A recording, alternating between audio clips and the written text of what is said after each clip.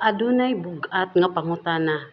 After death ba aduna pa bay paghinulsol? After death aduna pa bay kaluwasan? Mao nay bug-at kay nga pangutana. Ang tubag mga igsuon, wala na gyud in taon kay ang pulong sa Ginoo nagsugilo na nagtug-an na gyud nga karon ang adlaw sa kaluwasan. Dili unya, dili ugma, dili sunod adlaw, semana o sunod tuig, kun dili ang kaluwasan karon pwede patang maghinulsol samtang naatay kinabuhi, napatay gininhawa, kabalo pa ta molihok, aduna pa kitay kusog kung unsa may atong nabuhat nga mga kalapasan sa ato Ginoo o mga sala o unsa mang mga ngil-an nga atong nabuhat. Karon pwede pa ta mahinulsol, karon ang paghinulsol, dili after death.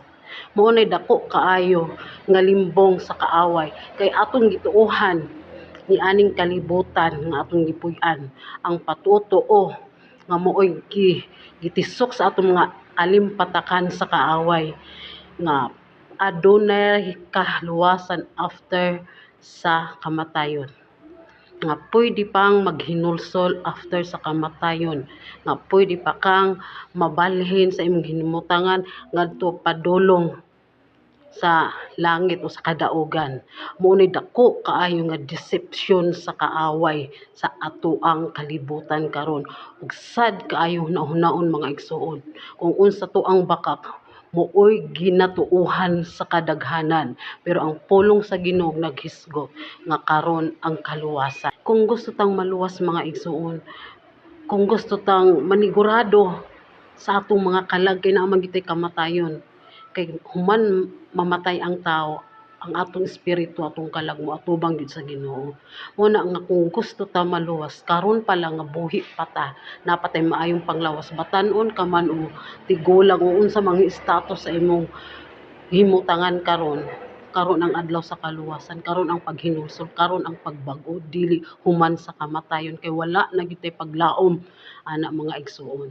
Muna nga di ta moto kung unsa ang mga patuo ani nga kalibutan kay mo nay limbo nga dako kay sa kaaway, kay aron ang tao mahilayo sa Ginoo, kay aron ang tao mahimulag sa Ginoo, kay aron ang tao dili makabaton sa kaluwasan o moadto sa kalaglagan, moadto sa linaw nga imperno.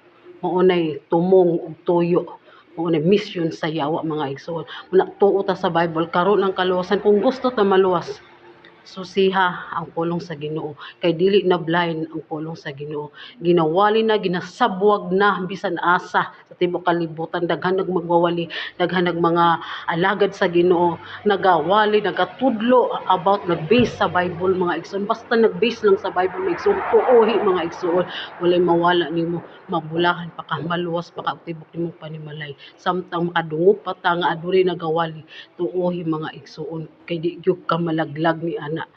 Kay kung magpagahi ta sa itong mga kasing-kasing, ang mga gahi rag kasing-kasing nga tinaptapan sa mga igdulungog, maurag makaadto sa kalaglagan.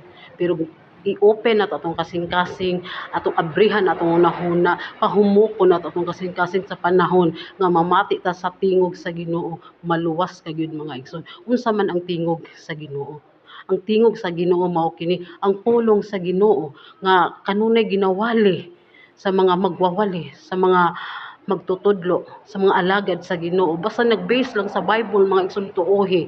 Ngunit tingog sa Ginoo, tuohi na ayo tuo sa mga bakak nga hulhog sa kaaway, mga limbong sa kaaway kay dako maunay dako nga deception aron mahilayo ta sa Ginoo, aron kalaglagan ang atong kapaingnan samtang bata pa ka o unsa man imong pangidaron karon ang panahon sa kaluwasan. Dawata si Kristo sa imong kinabuhi aron maluwas ta, kay aron pag-abot sa panahon nga kuhaon ta sa Ginoo, malipayon kaayo ta makaigsuon nga makig-uban sa atong magbubuhat nga mao si Ginoong Hesukristo. God bless igsuon.